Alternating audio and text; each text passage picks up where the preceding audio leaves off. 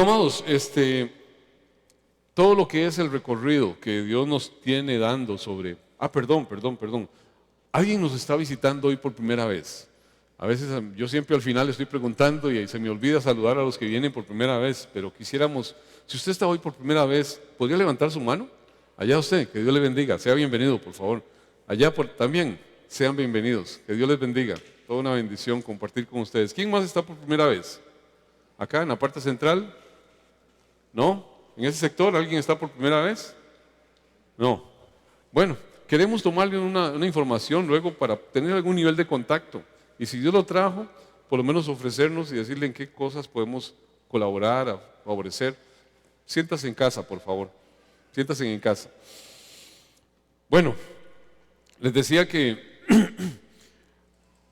la forma en que Dios nos ha permitido abordar la palabra desde hace ya más de 5 años, en el cual ya no predicamos temáticamente, sino que predicamos secuencialmente libros completos y tratando de hacer una predicación lo más expositiva posible, pues nos ha permitido ver cosas que antes no veíamos y adentrarnos en temas que antes no nos adentrábamos.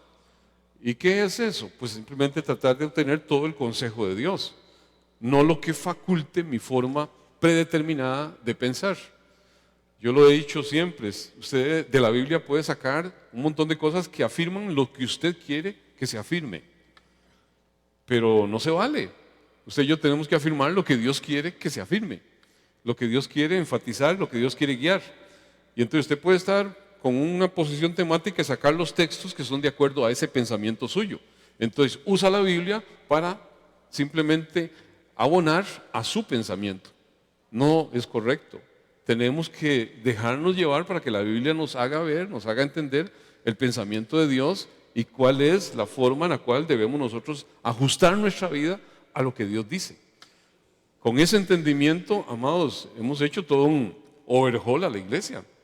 Algunos dicen, aquellos toman una... No, si quieren ponernos una corriente, somos bíblicos y estamos tomando el consejo bíblico. Y algunos dicen que son de tal línea. Yo no estoy predicando aquí ninguna doctrina en particular, sino la Biblia. Ustedes lo han visto.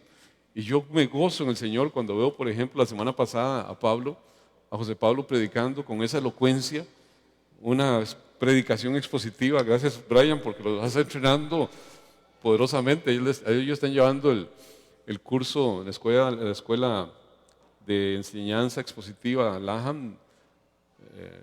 Ahí está Dianita también, está creo que Medina, varios están en eso. Y gloria a Dios, Dios está levantando predicadores con predicación expositiva para realmente desmenuzar los textos y sacar lo que los textos dicen, no lo que ellos quieren sacar que el texto le diga. Eso es una diégesis que a veces lo que hace simplemente es usar la persona algo para apuntalar y decir, ve, Dios lo dice. No, Dios está, de alguna forma, yo estoy usando a Dios para que diga lo que yo quiero que diga. Y eso no se vale. Así que bueno, el libro de los evangelios son todos una mina de información y el evangelio de Juan es tan precioso. Ya llevamos 2 años en este evangelio.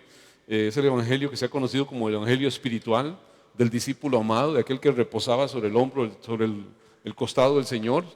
El evangelio que se escribe de último de todos los evangelios, de modo que en él se vierte mucha cosa que tal vez no están en nosotros, o por lo menos un enfoque diferente. Es un evangelio escrito allá por el año 90 después de Cristo, por lo menos según los estudiosos, por ahí anda la cosa, y es nutrido con muchos aspectos de orden muy espiritual, que justamente lo que tratan ese evangelio es un objetivo clarísimo que lo expresa al final del evangelio, que es que entendamos que Jesucristo es Dios, el Hijo de Dios, el que vino a este mundo, y que entendidos quién es Él, tengamos nosotros vida eterna en su nombre. Pareciera como muy trivial, amados, pero no es tan trivial. Hoy vemos gente irrumpiendo en corrientes extrañas, mesiánicas y otro poco de cosas que tienen a Jesucristo ahí como de segundo orden. Y de pronto todo es Hashem, Elohim y Jesucristo por ahí, pero de pronto al cabo del tiempo yo he visto algunos que en un momento dado se pararon aquí y que hablaron de que eran cristianos, hoy diciendo no creemos que Jesús sea el Mesías, sino que fue un enviado. Y amados, cuando usted se desvió de Cristo o no reconoció a Cristo, se apartó de la única forma en la cual podemos ser salvos. Y eso lo estamos viendo desgraciadamente ya en gente por no entender realmente quién es Jesucristo y a qué vino. Yo quiero ahondarme un poco más hoy en este evangelio. Estamos en el capítulo 7. Quiero hablar sobre un tema que le he titulado Aún no había llegado su hora. De hecho, el Señor Jesús acababa de señalarles a los religiosos de la época que ellos estaban buscando su propia gloria. Les hizo ver que ellos no cumplían la ley. Les hizo ver que además no conocían a Dios. Oiga todas las formas en las cuales Él les está confrontando. Y el ambiente estaba tan tenso que de hecho ya querían ajusticiarlo, querían matarlo. Pero usted y yo tenemos que entender una cosa: ningún complot, por muy agrio que se ponga, por muy difícil que se ponga y por ninguna salida que usted y yo veamos ahí, puede de ninguna forma variar lo que Dios ha establecido soberanamente, lo que Dios ha llevado a cabo en sus planes y tiene como propósitos hacer. Y en medio de todas esas situaciones que se estaban dando ahí, el Señor estaba trazando. Hoy vemos el mundo caóticamente desordenado. Venimos saliendo de una pandemia, o sea, hemos tenido embates de orden global. Venimos saliendo de una pandemia y de pronto está casi que en ciernes ahí una guerra casi que de orden global. Y todos dirían: Dios mío, aquí se acabó. Esto ya colapsó. Bueno, no sabemos, los tiempos son de Dios, pero algo usted y yo tenemos que entender: que en medio de todos esos desórdenes de la naturaleza caída y todo ese pretender escribir el hombre las cosas de los eventos de la historia con su mente caída, de autodestrucción, de autoengaño, hay un Dios que está perfectamente sentado en su trono y tiene el gobierno de todas las cosas, y su plan de redención siempre va a ir adelante, va a continuar hasta que se extienda a lo que Él ha determinado. Y ahí, aunque ellos pretendían apresar en este evento que vamos a ver y pretendían matar al Señor, ¿por qué no lo hicieron? Porque aún no había llegado su hora. Y es el énfasis que queremos darle a eso, a esa soberanía maravillosa de Dios. Leamos el pasaje. Juan capítulo 7, verso 30 al 32 dice: Entonces procuraban prenderle, pero ninguno le echó mano porque aún no había llegado su hora. Y muchos de la multitud creyeron en él y decían: el Cristo, cuando venga, hará más señales que las que éste hace. Los fariseos oyeron a la gente que murmuraban de él estas cosas, y los principales sacerdotes y los fariseos enviaron alguaciles para que los prendiesen. Padre, ayúdanos a entender lo que en esta porción de la palabra tú quieres, Señor, que tu iglesia entienda hoy. Ayúdanos, Señor, a poder tener labios de sabio para hablar con sabiduría, tener oídos de sabio para escuchar sabiamente, pero sobre todo, Señor, corazones mansos, enseñables, que se inclinen y tiemblen a lo que tu palabra instruye. Te lo pedimos, Padre, en el nombre de Cristo Jesús, a pesar de todas mis limitantes, que, Señor, las conozco y tú las conoces mejor que yo me ofrezco simplemente como un canal, como un instrumento, para que tu nombre sea exaltado y para que tu palabra, Señor, tome realce, en el nombre de Cristo Jesús. Aquí, en esta palabra, lo que se está destacando o lo que se está mostrando es un principio que debe ser un cimiento firme de nuestra fe. Lo que es el entender que debemos ser gente de confianza, de estar afincados, que nada nos saque del entendimiento de que hay un Dios soberano que gobierna todas las cosas. Esa soberanía de Dios, la agenda, los planes de Dios están soberanamente blindados en todo, absolutamente, donde el hombre no tiene mayores incidencias. Por supuesto que hay actuaciones y todo, pero el Dios que hizo los cielos y la tierra tiene el control de todo. Eso tenemos que tenerlo claro. A pesar de la furia que vemos ahí, que se suscitan, y los señalamientos que había en torno al Señor, tenemos que entender algo: no se va a producir nada fuera de lo señalado por los tiempos de Dios que tenían que acontecer para ese momento. La palabra no es esta solamente que que nos hace ver, sino que hay mucha instrucción en la palabra. Por ejemplo, el libro de Eclesiastés, hay toda una poesía en torno a eso que está en Eclesiastés 3, cuando habla de los tiempos de Dios. Eclesiastés 3, 1 al 2, en la Nueva Traducción Viviente, dice así: hay una temporada para todo, hay un tiempo para cada actividad bajo el cielo, un tiempo para nacer y un tiempo para morir. O sea, toda persona sabia debe entender que todos sus tiempos están en las manos de Dios. No estamos al azar. A veces pensamos que de pronto cualquier cosa y subió la gasolina y Dios mío, y todo, y un temblor terrible. Bueno, por supuesto hay que hacer previsión, hay que ver qué hace uno. No es cosa que podamos decir que pase, que siga la fiesta, porta a mí. No se trata de eso tampoco. Tenemos que hacer provisión y tomar control, pero entender que no hay nada que se salga del soberano gobierno de Dios. El Salmo 31, 15, creo que no está en la presentación, está en su Biblia, la parte A dice: en tu mano están mis tiempos. Lo leímos hace un momento. Todos los tiempos, todo está en las manos del Señor. Y hay un tiempo apropiado para cada actividad del ser humano. Téngalo por seguro.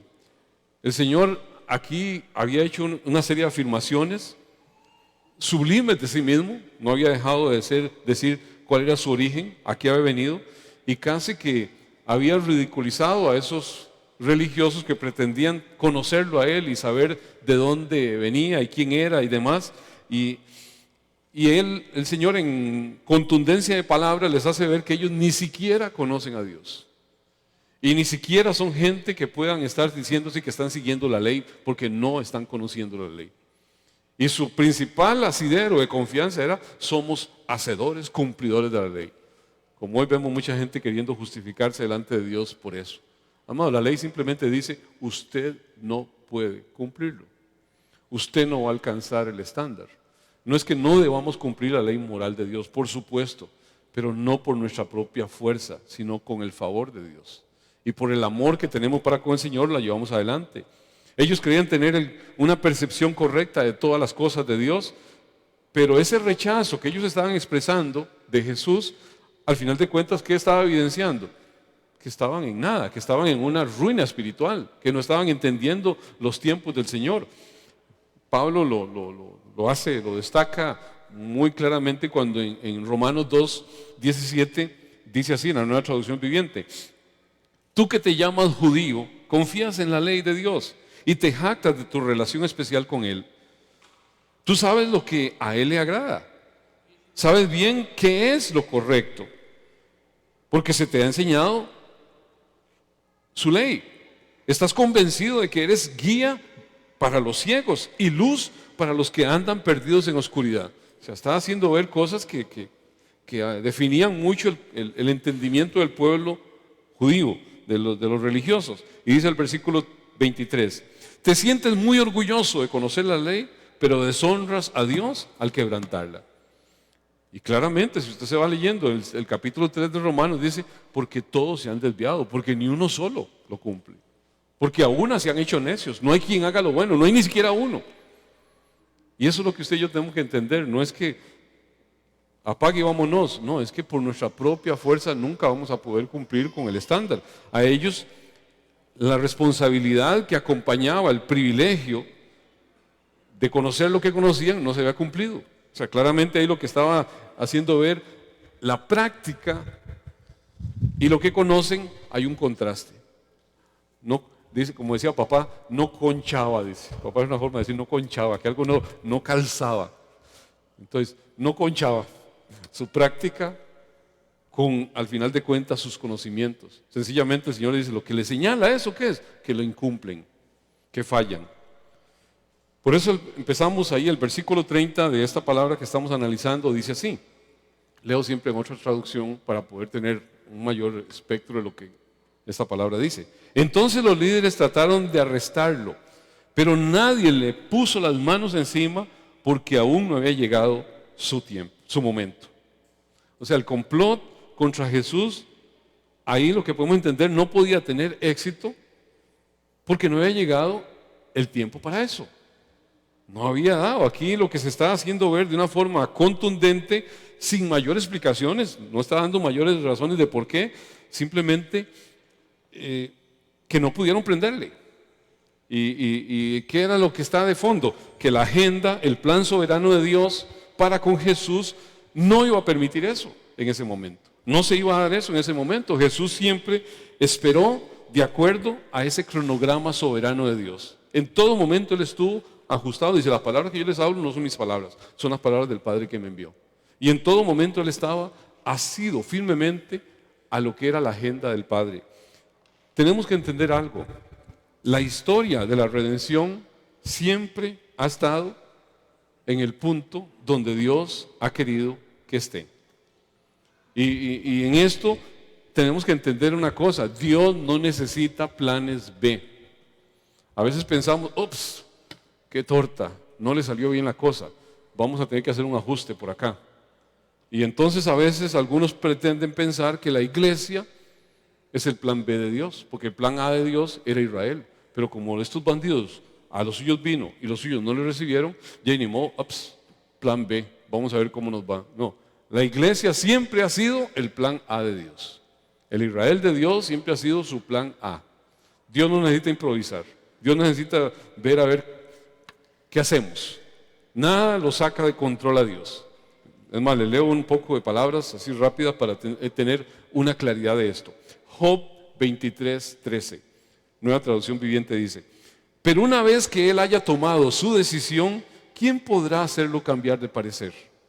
Lo que quiere hacer, lo hace. Calladito es más bonito, ¿verdad? Salmo 33:10 y 11, Nueva Traducción Viviente: el Señor frustra los planes de las naciones y hace fracasar todas sus intrigas. Pero los planes del Señor se mantienen firmes para siempre. Sus propósitos nunca serán frustrados. ¿Quién lo dice? Lo dice Dios. Póngale la firma. Nunca será frustrado un plan de Dios. Si no, no sería Dios. Si no, no tendría control. Pero Él tiene el control absoluto. Él es el soberano del universo. Y no son dos pasajes aislados. Simplemente estoy abonando a lo que este pasaje está haciendo ver. No lo prendieron porque no era su momento. Proverbios 19:21, Nueva Traducción Viviente: puedes hacer todos los planes que quieras, pero el propósito del Señor prevalecerá. O sea, podemos y debemos hacer muchos planes, pero nada puede ir contra los propósitos de Dios. Entonces no vale la pena hacer planes, entonces mejor no hacer nada, hay que sentarnos ahí, que Dios haga lo que le dé la gana. No se trata de eso. En su maravillosa gracia y misericordia, Dios nos permite ser parte de sus planes. ¿Por qué hablamos de Cristo a las personas? Porque Él nos dice que le hablemos. ¿Por qué oramos para que se den ciertas situaciones? Porque Él dice que oremos sin cesar. ¿Y qué sucede cuando hacemos eso? Vemos la gloria del Señor. De pronto vemos a Dios permitiendo que cosas acontezcan, de pronto no suceden así. De pronto queremos algo, pero de camino nos damos cuenta que no era el plan de Dios. Pero eso no ha de frustrar nuestro corazón, sino tener nuestra confianza de que la soberanía de Dios es la que decide el cómo, el cuándo, el por qué de cada acontecimiento. Y lo más prudente que yo pueda hacer es: Señor, no quiero estar echándome impulso contra el Dios del cielo. No quiero estar contendiendo contra ti. A veces pensamos que yo soy el que muevo el brazo de Dios. No, amados, yo no dirijo a Dios. Dios tiene suficiente soberanía y gobernanza para dirigirse a Él mismo. Él nos dirige a nosotros. Y lo mejor que yo puedo hacer, ¿qué es? Estar atento en oración y orar conforme lo que Él dice, para ver su gloria y exaltarlo a Él y reconocer que si predico y le hablo a una persona es porque Dios me puso a hacerlo. ¿Por qué? Porque hay un propósito de Dios para esa persona. Yo no lo estoy viendo. Señor, pero ¿cómo se te ocurre? Decían aquellos. ¿Cómo vamos a ir a orar por aquel? Es un desgraciado, persigue a la iglesia. Yo lo he escogido, yo lo he llamado, vaya. Y Ananías tuvo que ir a orar por Pablo, aunque era un perseguidor. ¿Por qué? Porque Dios le dijo que había un propósito en eso. Y amados, vamos a salir muchas veces con situaciones que no son las que nosotros pensamos, y de pronto vemos a Dios glorificarse y decimos: alabado sea tu nombre, Señor, que me hiciste partícipe de tus propósitos maravillosos. Efesios 1:11 dice, la Nueva Traducción Viviente: es más, dado que estamos unidos a Cristo, hemos recibido una herencia de parte de Dios, porque Él nos eligió de antemano. Y a alguna gente se le tuerce todo y cuando estamos hablando de términos de elección, de predestinación, de ser escogidos, Él nos eligió de antemano y hace que todas las cosas resulten de acuerdo con su plan. Punto.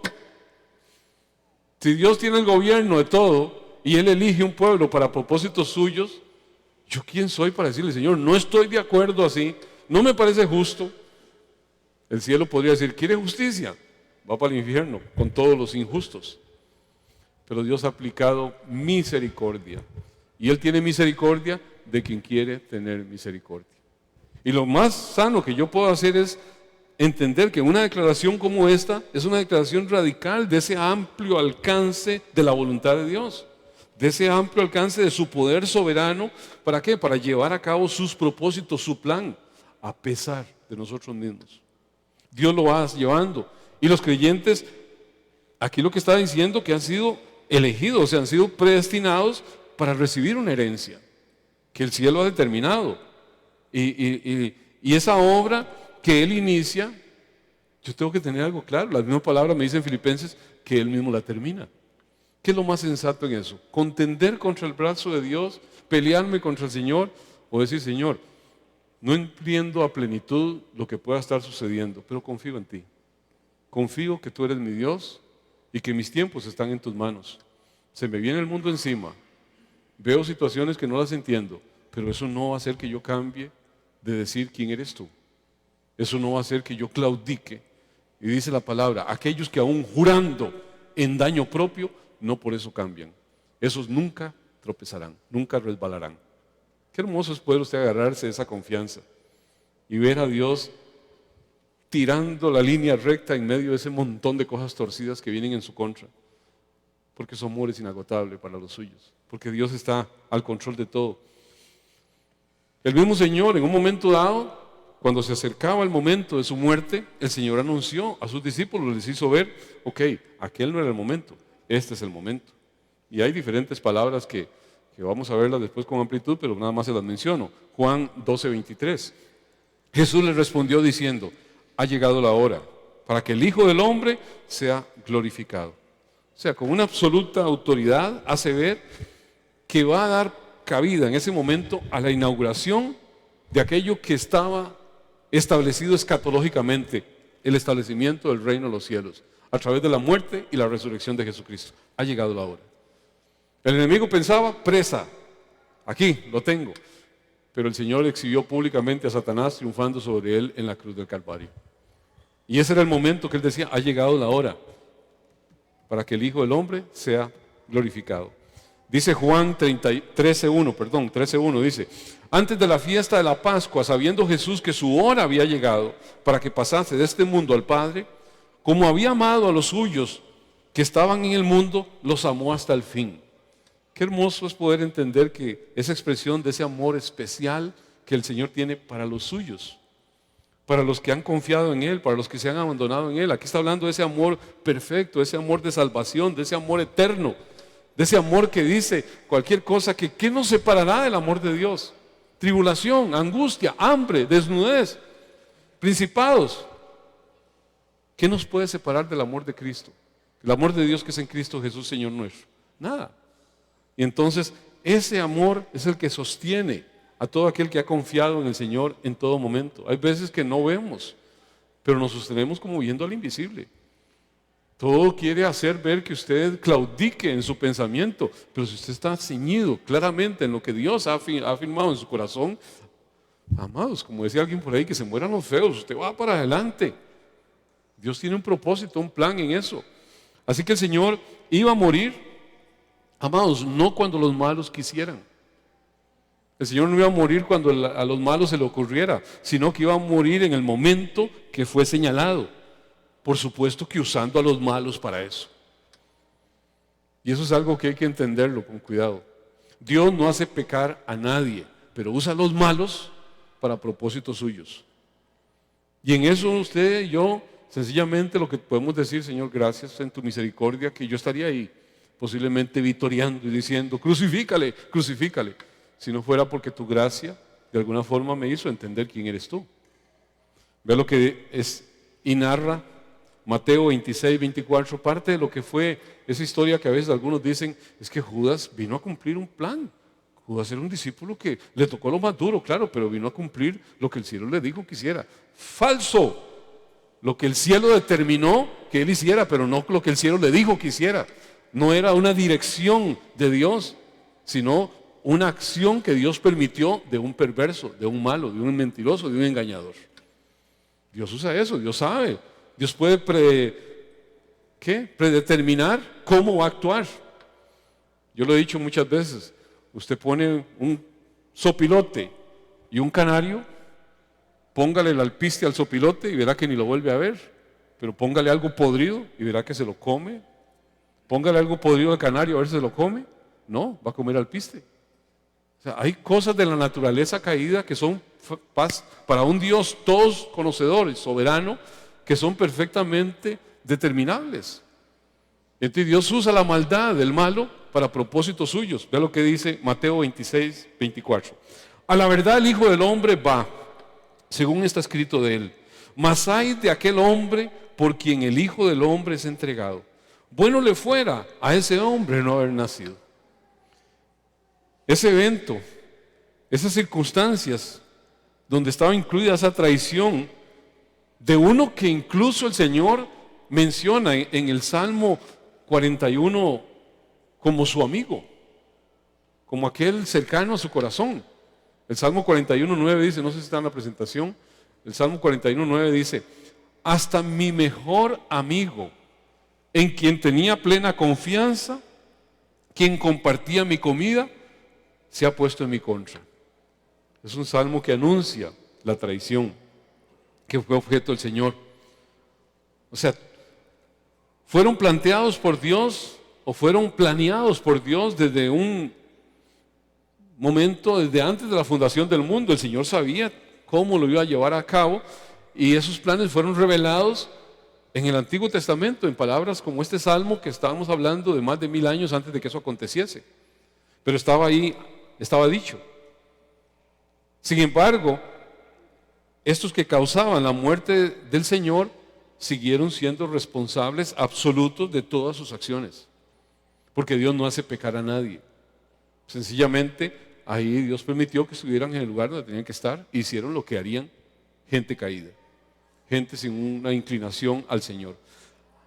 Así que a pesar de la hostilidad que el Señor pudiera tener en ese entorno donde había tratado a esos de desconocedores de la ley, los había tratado de gente que buscaba su propia gloria, los había tratado de todo, a esos judíos que tenía enfrente. Había una hostilidad que estaba ahí, pero que cualquiera que dice aquí la cosa está que mejor, está color de hormiga, eso se puso horrible. Pero él estaba puesto allí ante ese supuesto poder que podían tener, libre de todo peligro. No estaba ahí expuesto a ningún peligro en ese momento. ¿Por qué?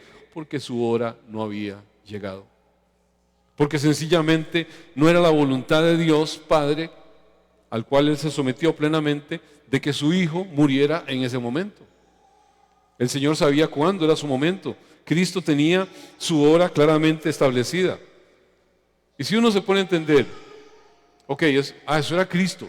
No, amados, los que somos de Cristo, el pueblo de Dios, no le sucede lo que el diablo se le ocurra que le suceda hoy. Y eso es algo que nos debe inspirar a usted y a mí una enorme confianza de la soberanía de Dios sobre nuestras vidas. No es el diablo que dice qué va a acontecer y cómo va a suceder en su vida. Ese es el Dios que gobierna el cielo y la tierra. Cada uno de nuestros días están escritos en su libro, sin faltar ninguno de ellos. ¿Alguien lo cree? Amados, y eso debe inspirarnos a nosotros una confianza maravillosa, de decir, Señor, no quiero salirme para nada de tu libreto. Sé que muchas veces que he pegado la nariz al suelo y ha sido horrible, ha sido porque he sido un terco. Y he necesitado llegar ahí para entender que por ahí no era la cosa. Y hay que entenderlo, amados, hay que entenderlo. Ningún poder en la tierra ni en el infierno puede prevalecer sobre lo que Dios ha determinado llevar adelante con su pueblo. Usted y yo tenemos que entender que somos el pueblo del Señor. Existimos para un propósito eterno. Y lo mejor que usted y yo podemos hacer es inclinarnos a ese propósito. Si nos salimos de ese propósito, ¿qué sucede? Lo que acabo de decir: narizazos, tropezaderas, incluso hasta la muerte. La muerte puede ser consecuencia de nuestras malas actuaciones siendo pueblo de Dios. Y se lo leo en la palabra. Eclesiastés 7:17, Nueva Traducción Viviente, dice: por otra parte, tampoco seas demasiado malo, no seas necio. ¿Para qué morir antes de tiempo? Hay un tiempo, pero Dios puede cosecharlo a usted para que no haga daño. Y puede quitarlo en medio, decir: no estorbe más. No está haciendo como tiene que hacer, mejor deje de estorbar. Puede hacerlo. ¿De quién era esa persona? Era del Señor. Ah, es que se fue al infierno. No, eso es un asunto del Señor. Dios sabrá qué va a hacer con él. Cero galardones o cómo lo va a tratar. Eso es un tema que es de Dios. Pero que Dios puede hacer que esos impulsos de desenfreno puedan ir más allá del estándar de vida para el pueblo de Dios, por supuesto que sí. Puede el Señor tomar acción y dejar que alguien en particular cause más estorbo a sus propósitos. No seas tan malo porque has de morir antes de tiempo. El versículo 31 de Juan 7 dice así: de las multitudes presentes en el templo, muchos creyeron en él. Después de todo decían: ¿acaso esperan que el Mesías haga más señales milagrosas que las que hizo este hombre? Ahí claramente vemos algo. Deja ver cómo había la necesidad de acontecimientos, señales milagrosas que tenían un propósito. ¿Cuál era el propósito de todas esas señales? Verificación de que era el Mesías. Y eso es algo que tenemos que tenerlo claro, porque si no, mucha gente hoy en el tiempo presente, es que si Dios no hace conmigo lo que sucedió en el primer siglo, yo no camino de aquí. Amado, se va a quedar esperando toda su vida, porque eso es tentar a Dios. Yo no puedo decirle a Dios, condicionar a Dios a que haga lo que Dios no está obligado a hacer. Eso se llama tentar a Dios. Y algunos hoy pretenden hacer ver que la iglesia no puede evangelizar, no puede hacer mayor cosas, porque hasta que no se manifieste el poder de Dios y un avivamiento venga y entonces veamos todo lo que sucedió en el primer siglo. Falso. Eso no es así. Dios puede hacer que mucha gente se convierta, por supuesto, por el clamor, la oración que ponga en un momento dado a tener a la iglesia. Pero todo lo que sucedió con Cristo Jesús y todas las manifestaciones que se dieron y los milagros que se dieron, tuvieron un claro propósito en ese momento, que fue verificación de que Él era el Mesías, el que venía. Ahí, a pesar de las persecuciones, siempre iba a prevalecer un remanente que Dios había escogido. Habían muchos que ya estaban viendo en Él algo que era destacable. ¿Será algo superior a esto? ¿Acaso esperamos que el Mesías haga más señales que este? Como diciendo, de hecho aquí 1 más 1 son 2. Ellos estaban viendo algo, tenían ojos para ver algo que estaba ahí frente a ellos y estaban entendidos de que definitivamente lo que acompañaba a ese personaje que estaba ahí, estaba diciendo: este es. ¿Por qué? Porque se estaban dando eventos que iban a ser propios de la era mesiánica. Pero muchos de estos peregrinos que estaban ahí, no podemos decir que esa inclinación a decir: este es el Mesías, debe ser el Mesías, era que tenían una fe clara, una fe viva, una fe verdadera, una fe de conversión.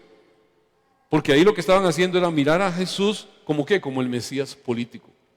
Ese Mesías que iba a venir y que de pronto iba a cumplir los sueños nacionalistas que tenía Israel hacia ese personaje. Y ese deseo que ellos tenían, que realmente era que ese Mesías, cuando iba a venir, iba a restaurar el reino de Israel. Ese era el sentir que había en el grueso del pueblo. Es el entendimiento que tuvieron muchos de los seguidores del Señor, aún los que creían en Jesucristo como Mesías, aún sus discípulos.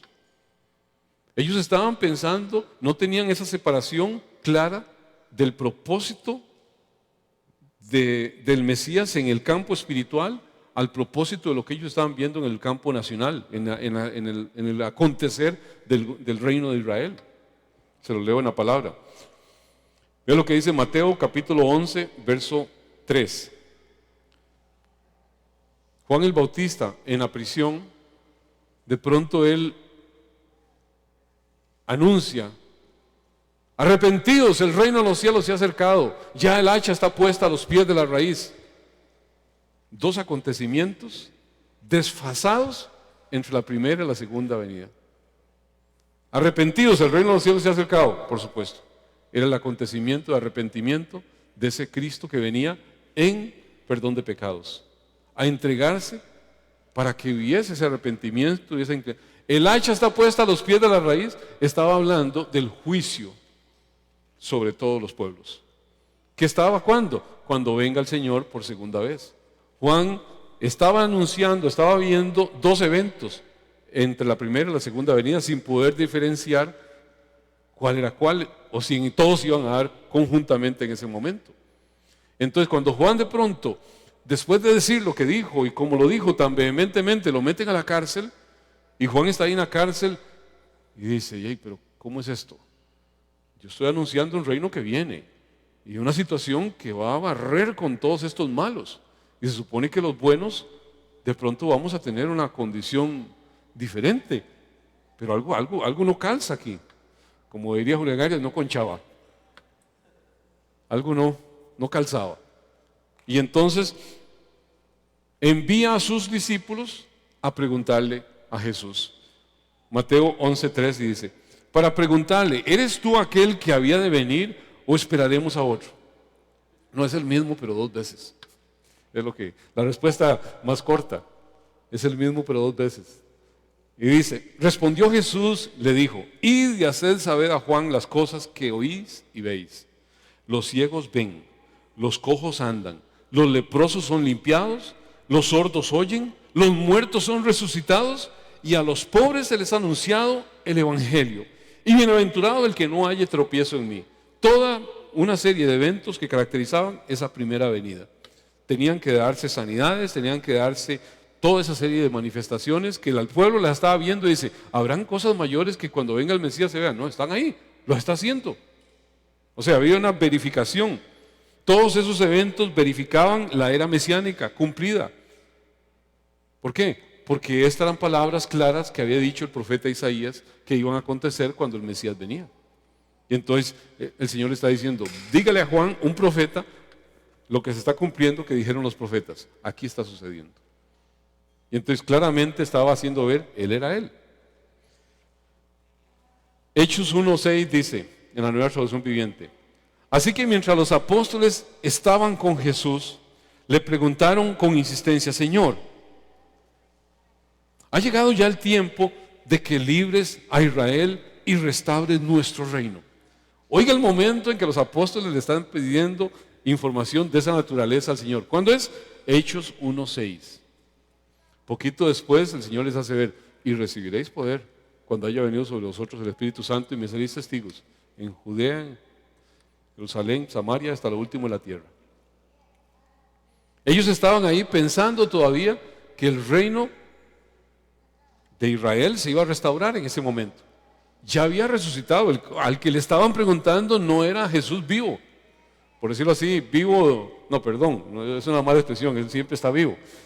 No era a Jesús antes de la crucifixión, era el Jesús resucitado, al que ellos le estaban preguntando eso. O sea, todavía no había engranado en su mente realmente la plenitud, hasta que realmente se da ahí como el Señor les tiene que aclarar que ellos han recibido algo para un propósito.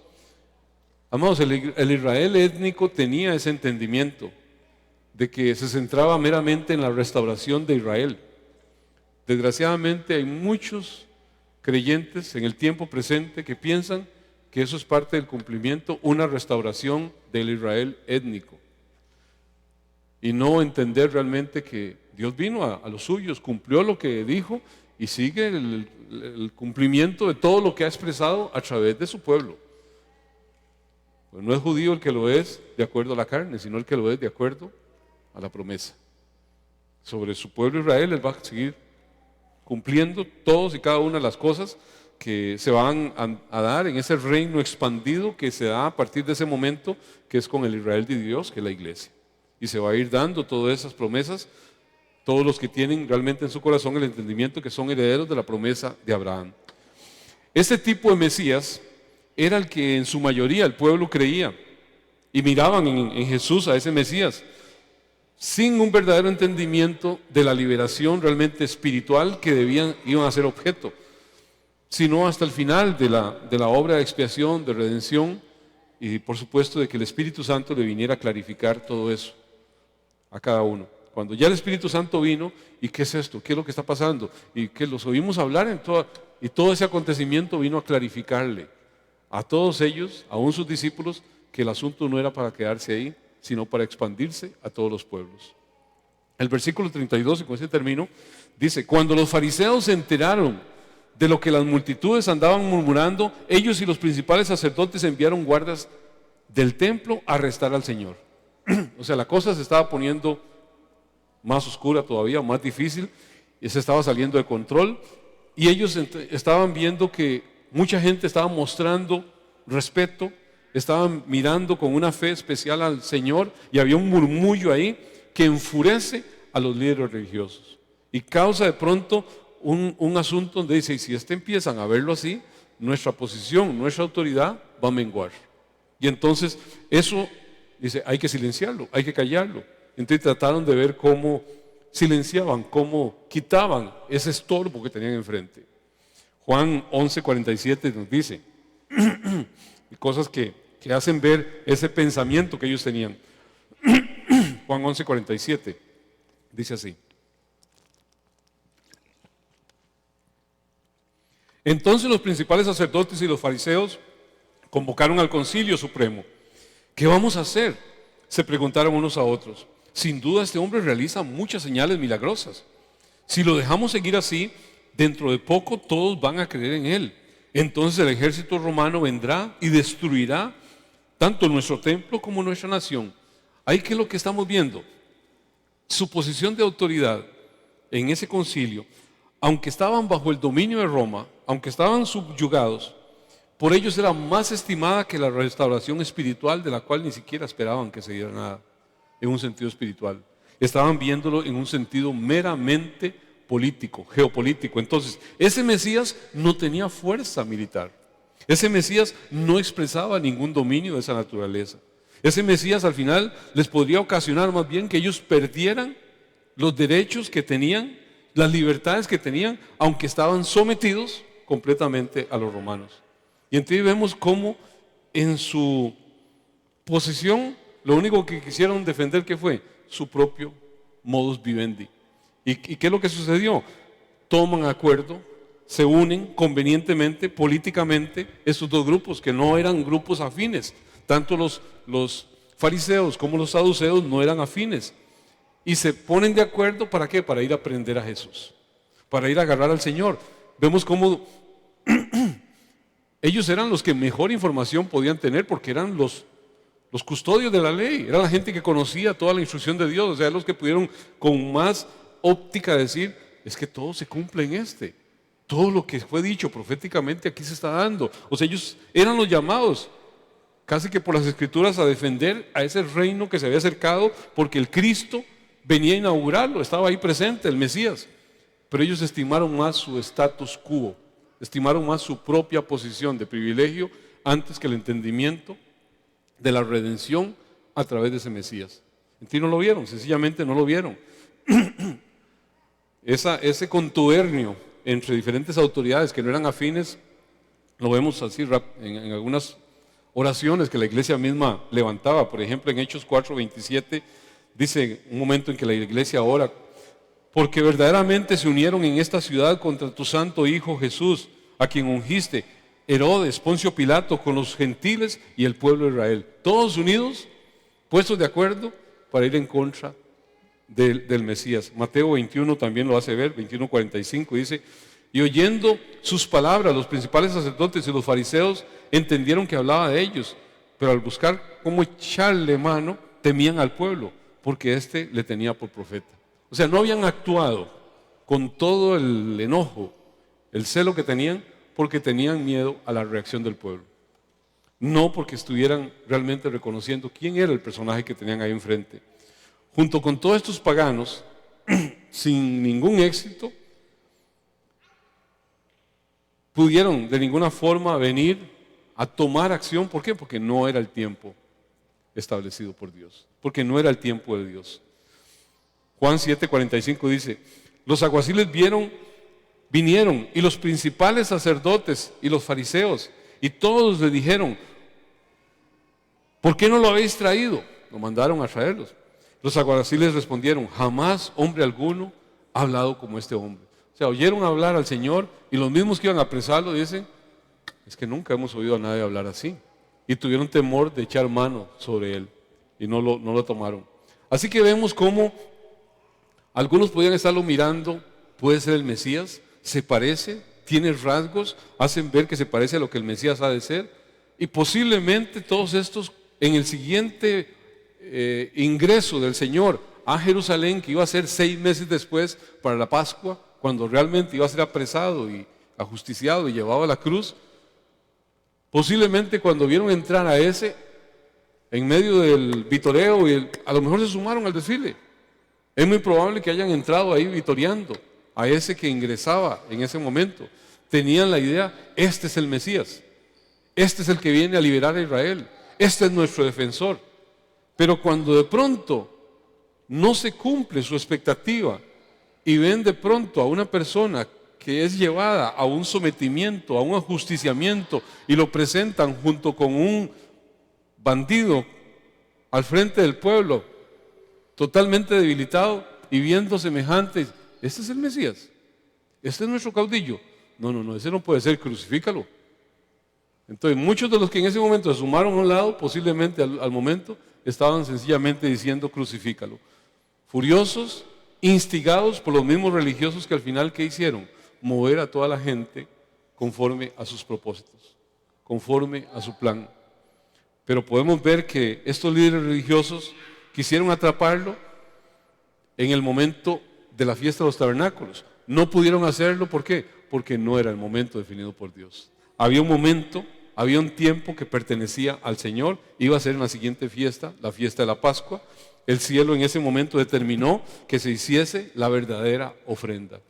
El cielo determinó que en ese momento el Cordero de Dios, que venía a quitar el pecado del mundo, fuera ofrecido, fuera entregado. En ese momento es no cuando la gente le pareció, sino cuando el cielo así lo determinó. Y usted y yo tenemos que entender algo: nunca podemos nosotros dejar de confiar y depositar nuestros planes en el Señor, aunque la cosa de pronto vea que no se suscita a como yo pienso que debe hacerse. El cielo va a cumplir su propósito, su plan, en la forma en la cual lo ha determinado. Dios tiene el control, siempre lo ha tenido y siempre lo tendrá. Termino con esta palabra para que la lleve ahí en su corazón, que viene de esta misma expresión de Eclesiastés, capítulo 3, verso 11, que dice así: sin embargo, Dios lo hizo todo hermoso para el momento apropiado. Él sembró eternidad en el corazón humano. El hombre sabe que trasciende, no se queda en ese nivel. Pero aún así, el ser humano no puede comprender todo el alcance de lo que Dios ha hecho desde el principio hasta el fin. Así que llegué a la conclusión de que no hay nada mejor que alegrarse, disfrutar de la vida mientras podamos. Además, la gente debería comer, beber y aprovechar el fruto de su trabajo, porque son regalos de Dios. Amados, qué difícil es cuando, lo que yo he dicho siempre, estar usted no disfrutando su pintico con huevo porque el vecino está comiendo pollo y otra cosa, y no disfrutar lo que Dios puso en su mesa porque está diciendo: aquel otro desgraciado tiene más que yo.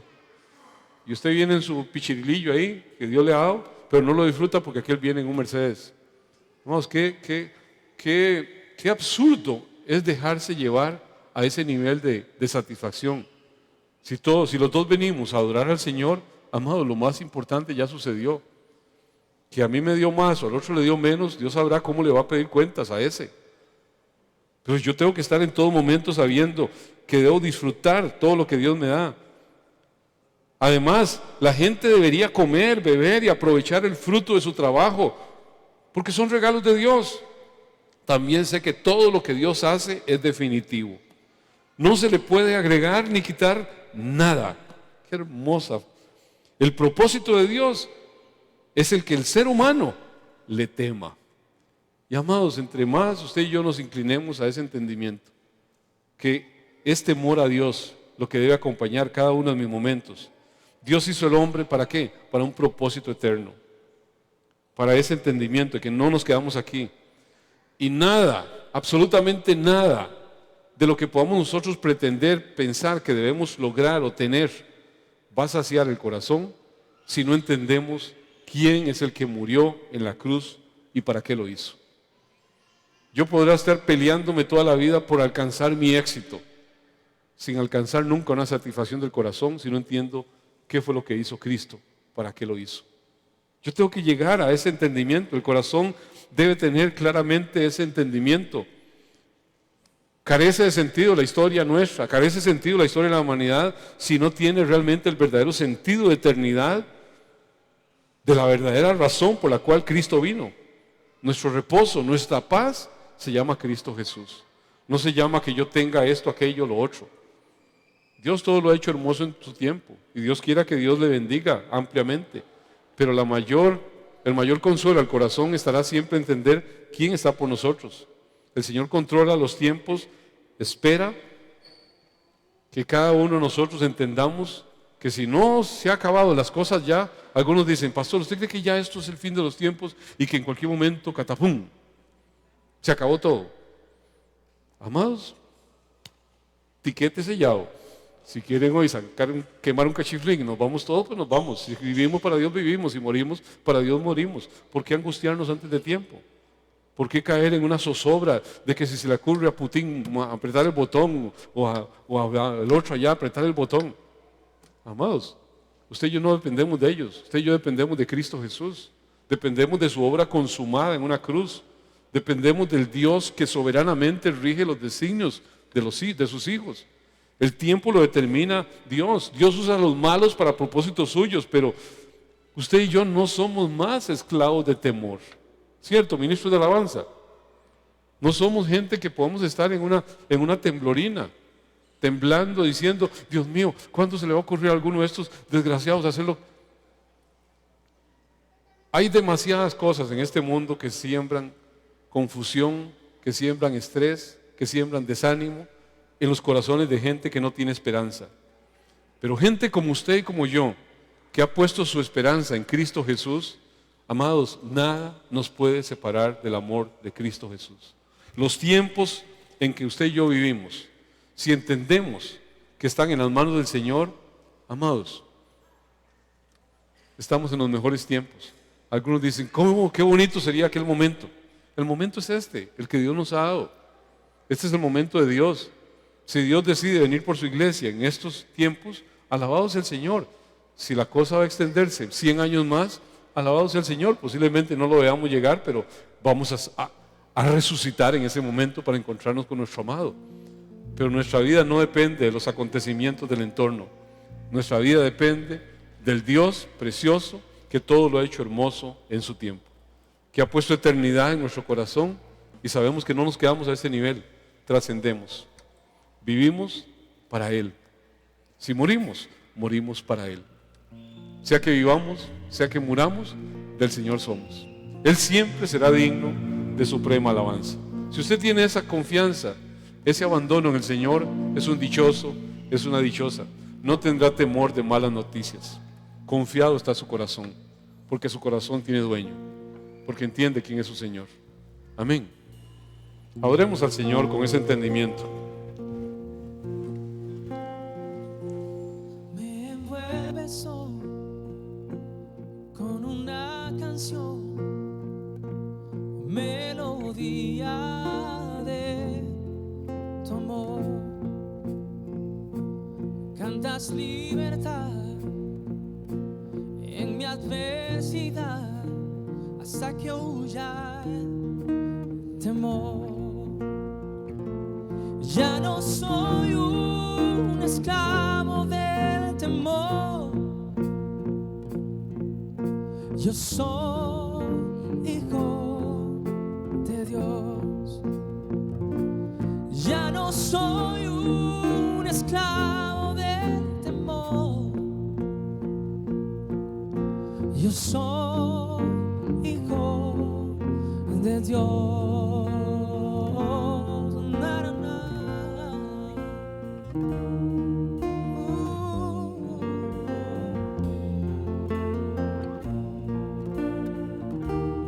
Desde el vientre fui escogido en ti,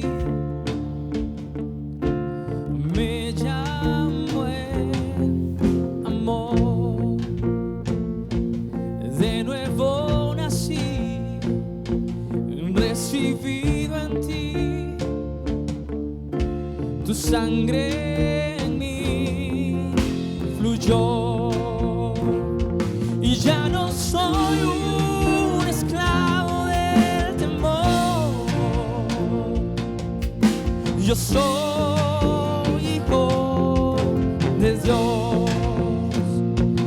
Ya no soy un esclavo del temor, yo soy hijo de Dios. Y ya no soy un esclavo del temor, yo soy hijo de Dios. Y ya no soy un esclavo del temor, yo soy hijo de Dios.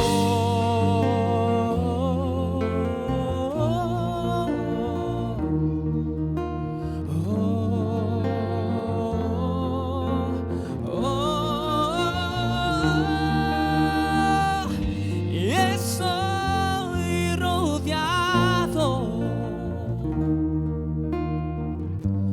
de los brazos del Padre. Y estoy rodeado por canciones de libertad. Fuimos liberados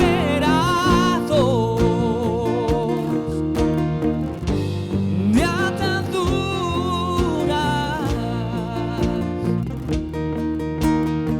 Somos los hijos y las hijas. Cantaremos libres.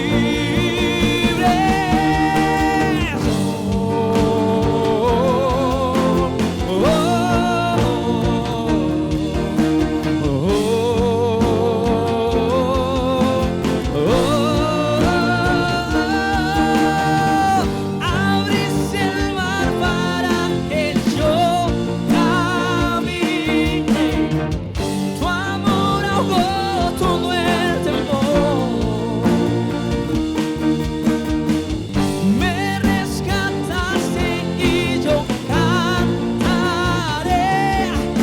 Yo soy hijo de Dios. Abriste el mar para que yo camine. Tu amor ahogó todo el temor. Me rescataste y yo cantaré. Yo soy hijo de Dios. Yo soy hijo de Dios. Yo soy hijo de Dios.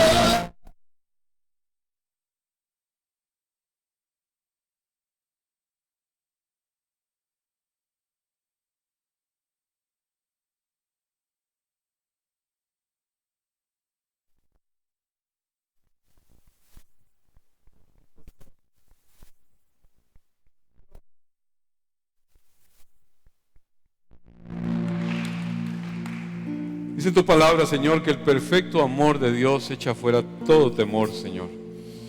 Quizás vemos, Señor, como Israel, ese mar enfrente de Dios y el ejército de Faraón atrás, y la imposibilidad humana No sabemos qué acontecimientos en la vida, Señor, podamos estar viviendo o vayamos a vivir. Pero, Señor, si algo podemos tener la confianza de que somos tus hijos, Señor. Y tu palabra nos dice, Dios, que todo acontece para bien. Aquellos que te aman, aquellos que han sido llamados por ti, Señor. Queremos ser ese pueblo confiado, crédulo, que se inclina cada día de su vida a hacer lo que tu soberano designio así determina, Señor. Somos tus hijos e hijas. Gracias por tu gran amor, por tu misericordia. Ya nuestra vida no depende del temor, del engaño, de la mentira que Satanás, Señor, usó para manipular nuestras, Señor, caídas existencias. Ahora dependemos de la veracidad de tu palabra y de la fidelidad del Dios que no cambia. Si en alguien nos vamos a gloriar, nos gloriaremos este y todos los días de nuestra vida en el único y suficiente Dios. Amén y amén. ¿Te lo cree? Amén. Damos gloria a tu nombre, Señor.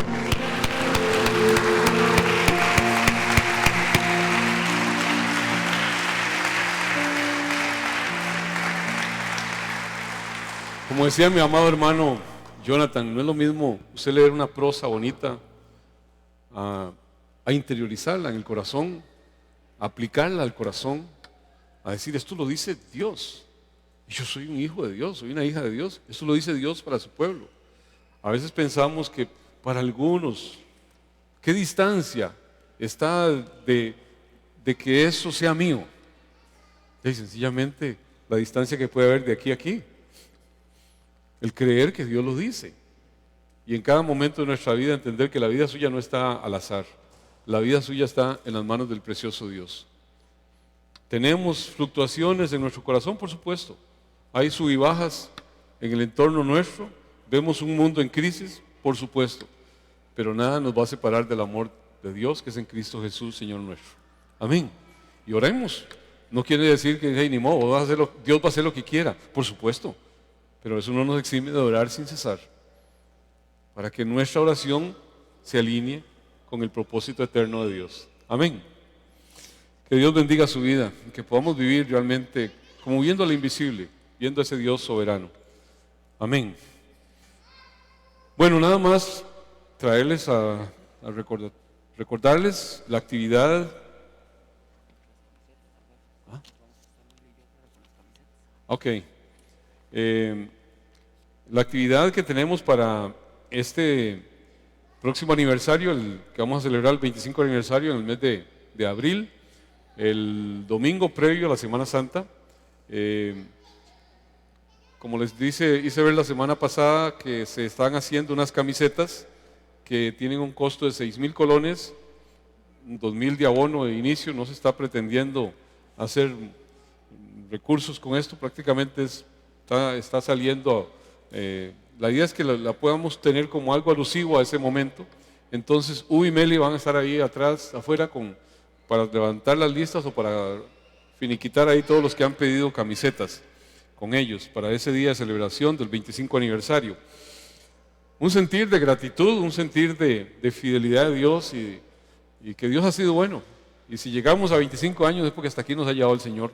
Dios ha sido bueno con nosotros, con la iglesia, con todos los que nos ha sumado a este propósito suyo que se llama Renuevo. También recordarles la actividad de mujeres que va a ser este próximo sábado. Este próximo sábado 19, eso está para las 2 de la tarde. Está en todas, Cristian. Para las 2 de la tarde. Ok, entonces, para que tengan presente esa actividad, ropa cómoda, ya lo que han hablado. La idea es que va a ser al aire libre, con mucha pues libertad ahí de que no va a estarse expuesto ni nada y van a traer algo para compartir y demás. También estamos queriendo echar a andar algunas actividades propias de lo que hacíamos antes y que de pronto se ha quedado ahí esperando a ver cuándo hay cierta libertad. Y ahí Joaquín y Ninette están ahí, ya hablamos con un tema y entonces posiblemente ahí les van a hacer saber algo en los próximos días a los matrimonios, que nos hace tanta falta volver a conjuntarnos y vernos y aplicar esto no solamente a llenar la cabeza de información, sino la vida práctica, no solamente en nuestro corazón, sino que lo podamos llevar a nuestras generaciones. Y hay un tema muy lindo que ahí les van a hacer saber ellos en su momento, pero para que estemos expectantes. Eso va a ser a finales del mes de abril también. Ahí se les va a comunicar debidamente. Ok, básicamente esos son los anuncios que tengo. Siempre no nos cansamos de estar pues clamando, orando. Hay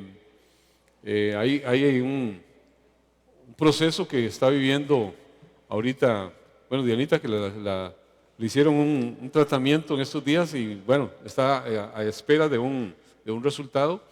Nosotros creemos que su vida no está al azar, está en las manos del precioso Dios. Y si alguien está produciendo en estos días de una forma maravillosa cosas, la página del Renuevo prácticamente se mueve por Dianita y digo, gloria a Dios, qué linda, qué lindo. Es el entender que vivimos aquí o en la casa definitiva para el Señor, nuestra vida está en el Señor y sencillamente, Señor, ¿para qué soy útil? Y que Dios compense esa fe, esa fidelidad tan linda que muestra y que se glorifique en esos exámenes. Así que yo quiero que nos unamos para orar por esos exámenes y todo lo que van a determinar, para que sea la voluntad del Señor glorificado en todo esto y que Él haga aquello que más honra y gloria le dé a su santo y precioso nombre. No sé si usted tendrá alguna afectación o algo que quiera que oremos en esta hora, pues yo creo que Dios responde el clamor de su pueblo y Dios es el mismo ayer, ahora y siempre. Así que nos ponemos de acuerdo para orar por esa petición. Mi nietecita pequeña, la de 4 meses, tiene un examen también este lunes que le van a hacer ahí, está muy bien ella, pero algo le están, los padres médicos andan siempre ocultando todo. Bueno, que Dios sea glorificado en ese examen que le van a hacer también y ponerla delante del Señor. Padre precioso, ¿a quién acudimos, Señor, sino aquel que tiene palabra de vida, Señor? Aquel que ha dicho que los tiempos están en tus manos, Señor. No puede suceder nada fuera de eso, Señor, y solamente nuestro clamor es que te glorifiques, Señor, en todo ello. Que esa acción sobre la vida de Dianita, Dios, dé lo que más honra y gloria dé a tu precioso y santo nombre, Señor. Haz uso de médicos y todo el consejo, Señor, especializado que haya en torno para que se tomen las decisiones prudentes y la dirección correcta, atinada sea la que tome lugar, Señor. Pero sobre todo, Señor, que esa buena voluntad tuya, agradable y perfecta, sea, Señor, la que se materialice allí, Señor, para honra y gloria de tu santo y bendito nombre. Somos ese pueblo confiado, abandonado en ti, Señor. Toma control de cada uno de esos exámenes que hemos mencionado, los de nuestras nietas, Señor, y de Anita, y toma control de lo que mis hermanos aquí presentes puedan estar viviendo y presentando delante de ti, Señor. Glorifica tu nombre, Señor. Haz en cada una de estas peticiones eso que dice claramente que tú has actuado allí, Señor. Toda la gloria y la honra sea solamente para el soberano Dios que hace el cielo y la tierra y que todo lo hace hermoso en su tiempo. Gracias, Señor Jesús. Vamos a estar en pie para hacer la oración final. Dale gracias a Dios.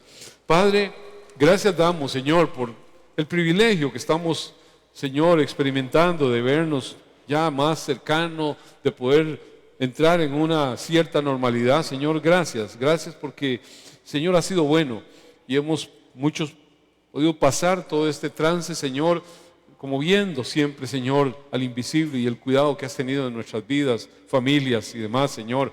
Algunos te los has llevado porque era el tiempo que habías determinado y, Señor, no tenemos la menor duda de que si están en tu presencia, están en el mejor lugar que pueden estar, Señor. Así que en eso simplemente, Señor, nos inclinamos ante ti diciendo, es tu preciosa voluntad, la que siempre, Señor, respetaremos y glorificaremos. Padre, oro para que la vida de cada uno de tus hijos reunidos en este lugar pueda, Señor, ser afiancada ahí, afirmada en esa soberanía que tú tienes de todos los eventos de su vida y que puedan ser, Señor, podamos ser todos un pueblo crédulo en ti, un pueblo confiado en ti, un pueblo inclinado al Dios de toda gracia y de toda bondad. Padre, bendigo a mis hermanos, tus hijos, Señor, con la palabra que tú así has dicho. Así bendecirás a mis hijos, declararás mi nombre sobre ellos y yo los bendeciré. Que el Señor Dios del cielo y de la tierra te bendiga y te guarde. Que ese buen Dios haga resplandecer su rostro sobre ti y tenga de ti misericordia. Que ese buen Dios alce sobre ti su rostro, llene tu vida, llene tu casa, llene todo tu entorno de paz. En el nombre del Dios Padre, del Dios Hijo y del Dios Espíritu Santo. Amén y amén. Damos gloria.